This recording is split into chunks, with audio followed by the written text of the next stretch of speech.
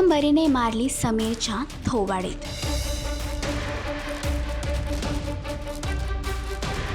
समीरने घेतला नवा निर्णय।